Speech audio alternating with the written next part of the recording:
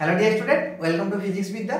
দেখো, আজকে আমরা বিশেষ কিছু প্রবলেম আলোচনা করতে চলেছি তোমাদের যারা এইচএস দিচ্ছ অথবা যারা নিট জেইর মতো এক্সামগুলো তোমরা দিবে।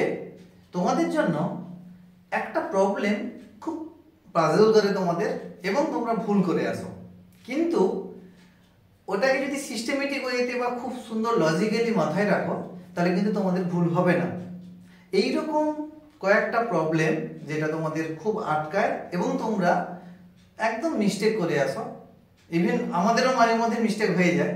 তো সেই সমস্ত প্রবলেম তোমাদেরকে কনফিউশন দূর করানোর জন্য এই কয়েকটা প্রবলেম আমরা করব, কেমন?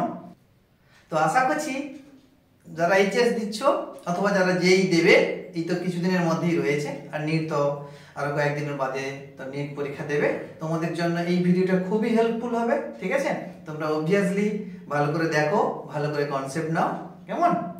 আর যারা চ্যানেলে নতুন তোমরা অবশ্যই তোমরা চ্যানেলটিকে সাবস্ক্রাইব করে রাখো, কেন এরকম খুব ভালো ভালো কিছু প্রবলেম নিয়ে আমরা তোমাদের কাছে হাজির হব, কেমন? তো চলো, আজকে একটা প্রবলেম নিয়েছে যেটা ইলেকট্রোস্ট্যাটিক বা স্থির তড়িতের একটা সমস্যা, মানে একটা কমন প্রবলেম তোমরা বলতে পারো।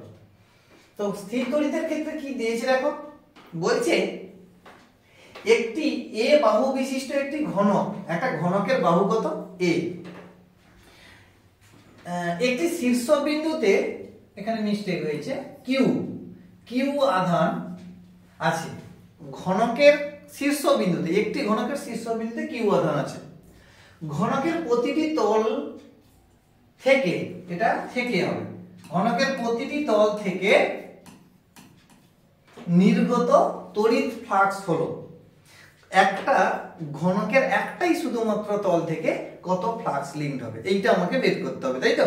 দেখো, তো এইরকম প্রবলেম আমরা সলভ করব কি করে, এই জিনিসটা তোমাকে খুব ভালো করে মাথায় রাখতে হবে। দেখো, একটা ঘনক প্রথমে তুমি এঁকে নাও, একটা ঘনক তুমি আঁকো।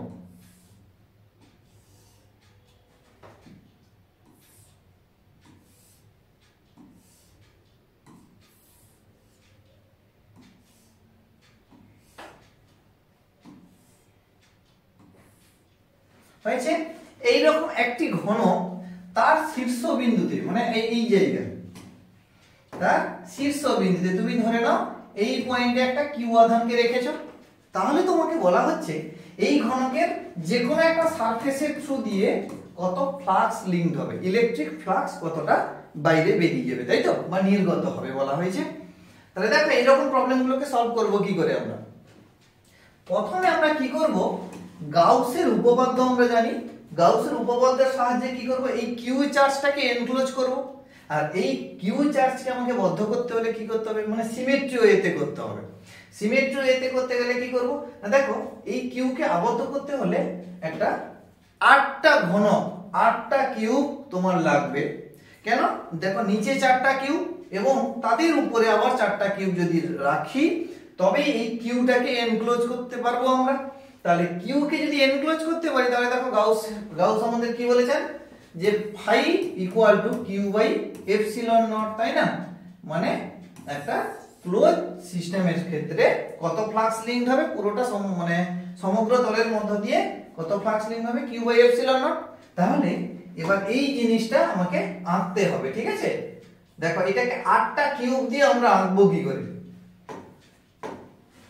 এখানে 8টা কিউব দিয়ে আঁকতে হবে। খুব ভালো করে দেখো, আঁকতে একটু সময় লাগবে, তোমরা একটু ধৈর্য ধরে দেখো।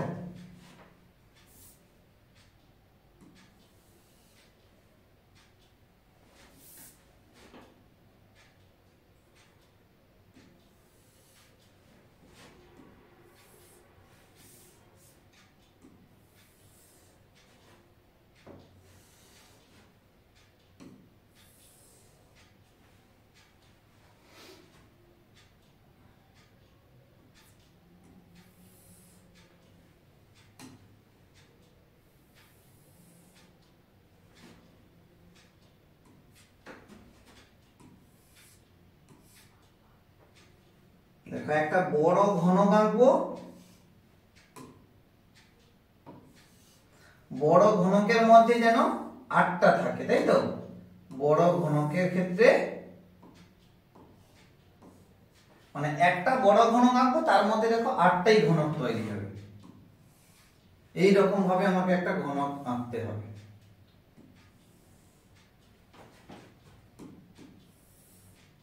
আছে এরকম।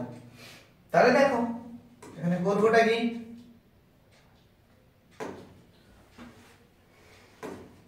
আলাদা আলাদা আমি পেন ইউজ করছি যাতে তোমাদের বুঝতে সুবিধা হয়।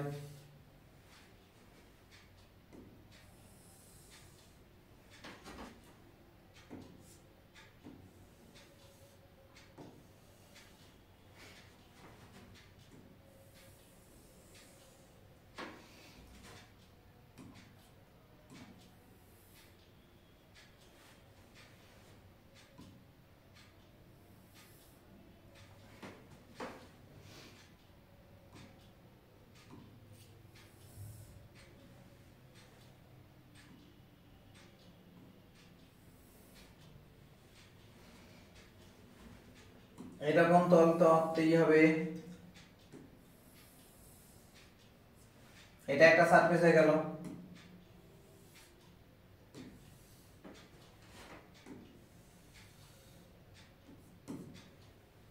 এটা একটা গেল। এবার এইটা থেকে এইটা, সরি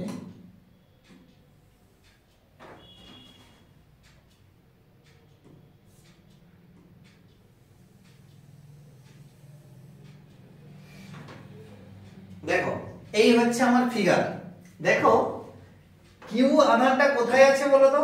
কিউ আধানটা আছে এইখানে, কিউ আধানটা রয়েছে একদম এইখানে যেখানে ইন্টারসেক্ট করেছে। এই যে কিউ আধানটা রয়েছে দেখো, এই 8টা কিউব হচ্ছে এখানে দেখতে পাচ্ছ, এরকম করে ছোট ছোট দেখো 8টা করে কিউব, উপরে 4টা রয়েছে, এটা একটা, এটা একটা, এটা একটা, এটা একটা, আবার উল্টো মানে পেছনের দিকে রয়েছে আরো 4টা, টোটাল 8টা কিউব দিয়ে দেখো এই কিউটাকে আমরা এনক্লোজ করে ফেলেছি। ঠিক আছে, গাউসের সূত্রের অনুযায়ী বা গাউসের উপপাদ্য অনুযায়ী আমরা কি করলাম, এই কিউটাকে আমরা এনক্লোজ করে ফেললাম, তাই না? বেশ, এবার দেখো কি হবে, এই যে কিউবটা রয়েছে, এই কিউবের কটা তল? এই যে বড় কিউবটা রয়েছে কটা তল? 6টা তল। কেন? এই যে বড় কিউবটা, টোটাল যে বড় কিউবটা মানে এই কিউবের মধ্যে রয়েছে 8টা কিউব, মানে ছোট ছোট 8টা কিউব নিয়ে একটা বড় কিউব তৈরি করলাম।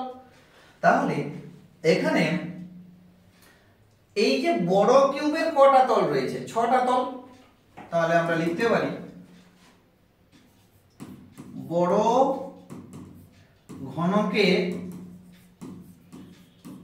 ঘনকের 6টি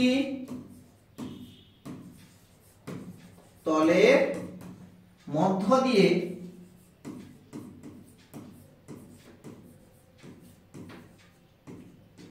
অতিক্রান্ত তড়িৎ ফ্লাক্স।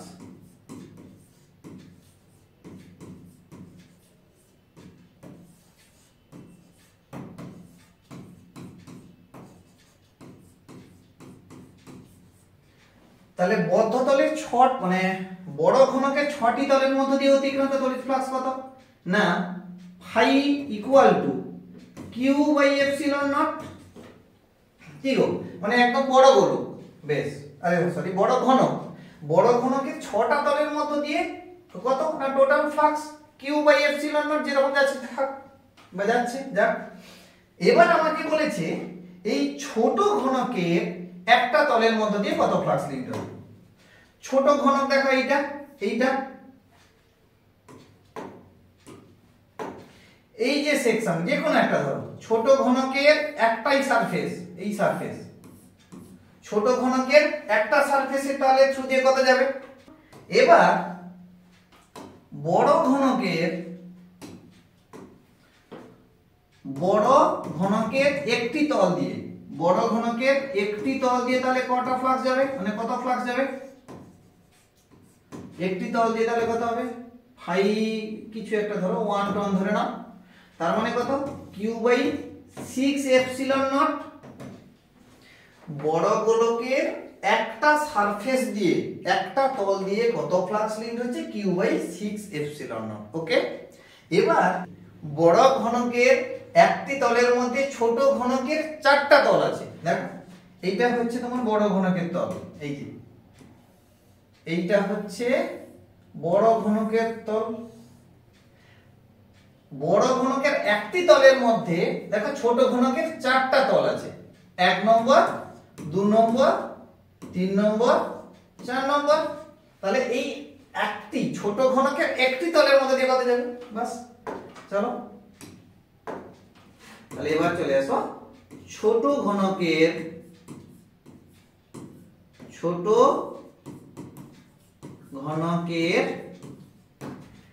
একটি তল দিয়ে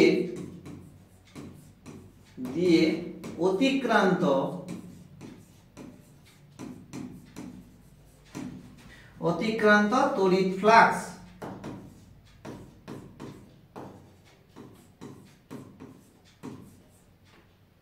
কত হবে বলো তো এবার?